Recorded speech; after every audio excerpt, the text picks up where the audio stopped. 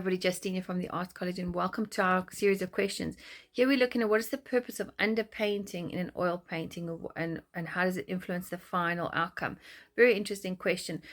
So basically, throughout history and time, oil painting has been known to be painted in layers, and the reason for that is because it lasts longer, and also now you have oil paintings, used that are being displayed now at museums, because oil painting fades from underneath and by layer, where acrylic paints can crack, watercolor paints fade, soft pastels also fade and can disappear. So that is why it's a lot more remembered on the canvas.